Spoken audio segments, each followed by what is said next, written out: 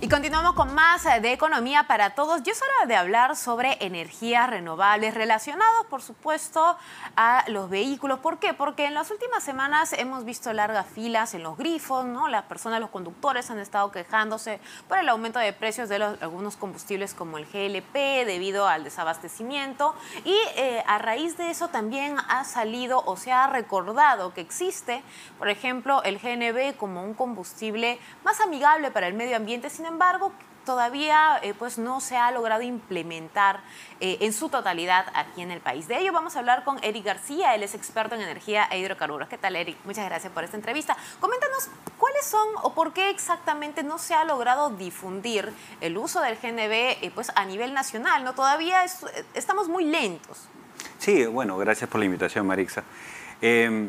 ¿Por qué no se ha logrado? Porque lamentablemente todavía no tenemos una política clara de qué es lo que tenemos que usar como país, ¿no?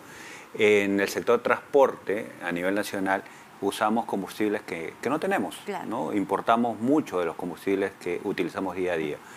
Importamos 70% del diésel que consumimos, 33% del GLP, 30% de gasolina. Y por más que exista la refinería Talara, que va a ocupar un porcentaje, igual vamos a seguir importando. Okay.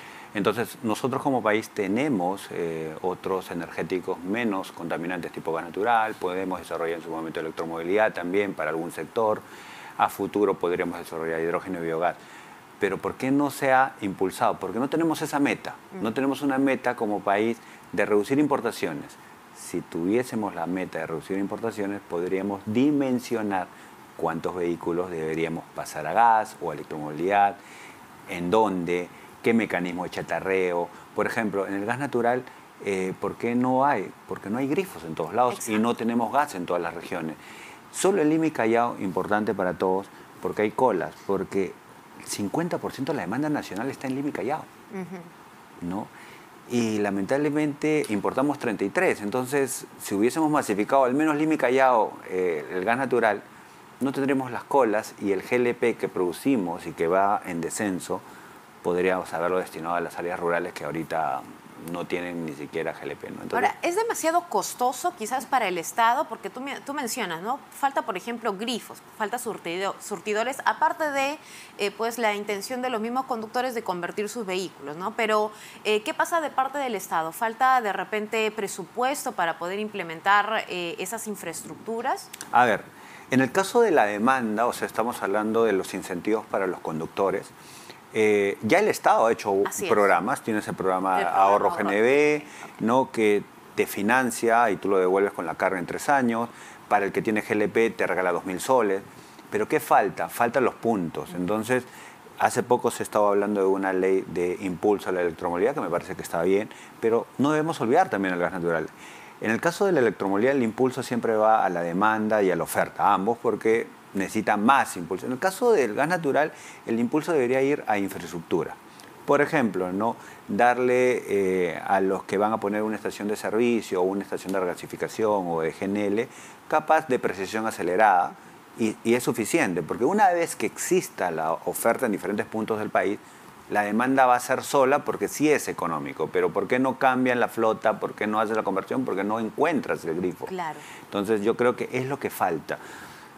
No sería costoso porque al final es un beneficio puntual para infraestructura, vamos a decir, a nivel nacional, que falten 100 grifos más, no nos va a quebrar como país, al contrario. Y si habláramos del consumidor final, él también recupera pues, su inversión al momento de convertir. ¿No? ¿De cuánto estamos hablando si nos referimos a ahorro? ¿En cuánto el consumidor final? Claro. A ver, el consumidor final, si has estado usando gasolinas, puedes tener un ahorro entre el 50 al 60% y a veces cuando el combustible está disparado, hay un ahorro hasta el 70% en gas natural.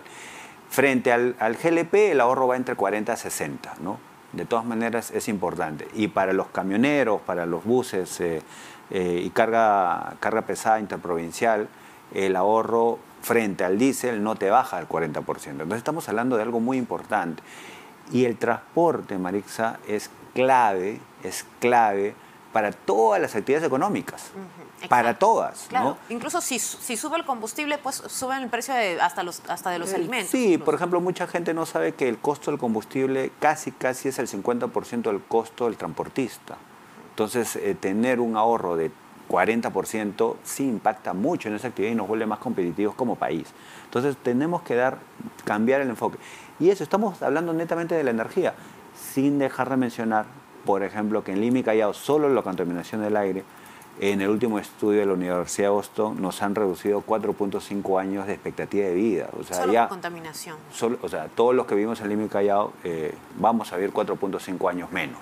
Oh, qué terrible. Ya, o sea, ya lo sabemos. Y en el caso del tráfico, 20 días paras en el tráfico, en expectativa de vida más o menos pierdes 4 años de tu vida. Entonces, si sumamos 4 más 4.5, ya estamos viviendo, señores, 8.5 años menos, ¿no? Entonces, no es para nada. No es poca cosa, agradable. ¿no? Ahora, ¿tenemos GNV suficiente? ¿Por cuántos años estamos hablando? ¿No? Hace poco el MINEM ya decía que, al menos en el caso del GLP, nos quedaba solo 10 años, ¿no? Incluso lo relacionaba con nuestras reservas de gas natural.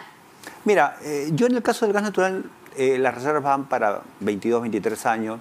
Sin embargo, hay mucho todavía por explorar. Hay reservas probables que pueden pasar aprobadas, pero tampoco me preocuparía. Un ejemplo claro, por ejemplo, que pasa en Europa, que dependen mucho del gas natural, caso España, Portugal, ¿qué han estado haciendo? ¿No? ¿Y qué están haciendo ahorita? Están impulsando el biogás.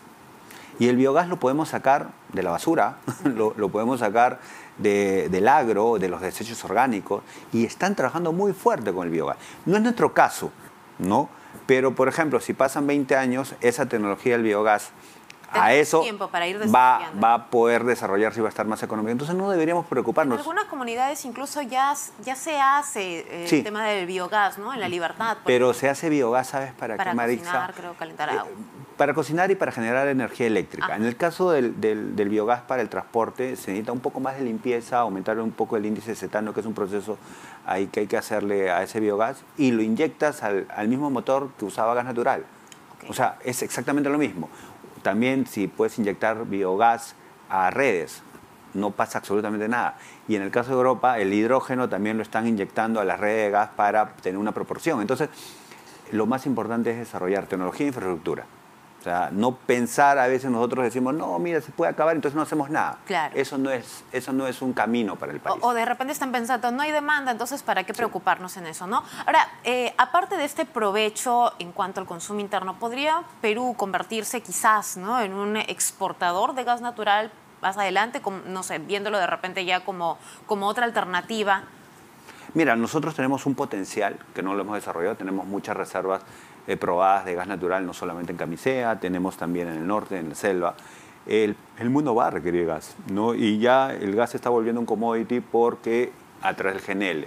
Yo creo que deberíamos hacer algunos incentivos para poder tener plantas de GNL, no solamente para exportar, sino para poder tener seguridad energética, ¿no? Acuérdate que cuando pasa algo como el Chorita, el suministro para el norte y para el sur se para. Entonces sí necesitamos tener algunas plantas de GNL en el norte, en el sur, igual que tanques de diésel, igual que esferas de GLP. Es una tarea pendiente todavía la seguridad energética. ¿Podría reducir en todo caso los precios hasta de la energía eléctrica? Sí. Si es que lo habláramos así, ¿no? Ahora, en cuanto a la electromovilidad, habías mencionado al inicio de la entrevista, ¿no? ¿Cómo vamos? Vemos vehículos eléctricos, pero ¿nos referimos exactamente a eso? ¿O a qué nos referimos cuando hablamos de electromovilidad? A ver, la electromovilidad yo siempre, a veces hay la discusión técnica si es electromovilidad o es gas natural, y yo siempre digo que ambos son producto de una única solución, que es el reemplazo de lo que no tenemos y que es contaminante. Exacto. ¿No? Y que cada uno tiene un nicho de mercado, ¿no? Si hablamos de transporte de carga pesada, ahorita más conveniente es el GNL. Si hablamos de micromovilidad, la electromovilidad es muy competitiva. En el caso de autos particulares, una buena opción es la electromovilidad en reemplazo de gasolinas que no tenemos. Y en el caso de taxistas puede ser gas natural. No es una solución única, es un conjunto. Ahora, ¿qué falta para impulsar la electromovilidad? Igual como en el tema de gas natural, algún incentivo, ¿no?, tributario o de permisos para generar más oferta y demanda.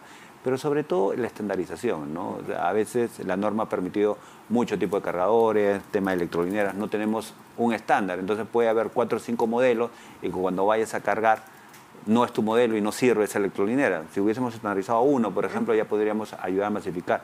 Y en el caso de los privados, ya hay iniciativas privadas para sus propios pasajeros, buses eléctricos y no requieren ayuda del Estado. Entonces, ahora con la ley que se está preparando de precisión acelerada, yo creo que va a ayudar un poco más. Entonces, el mercado es para cada uno, ¿no? Entonces, yo no me preocuparía, al contrario, creo que el Perú tiene que ir a gas natural y electromovilidad en esta primera etapa, en una segunda etapa a ver el tema del biogás e hidrógeno, pero desde ya debería haber un reglamento de hidrógeno, desde ya debería haber un reglamento de biogás. Si un inversionista o una minera quiere hacer algo de hidrógeno o un agroindustrial quiere hacer algo de biogás para el transporte, ahorita no lo puede hacer, claro, porque no hay reglamento, ¿no? Entendemos, perfecto. Muchas gracias, Eric García, experto en energía e hidrocarburos, dándonos información sobre energías renovables. Vamos a una pausa y volvemos enseguida con más de Economía para Todos.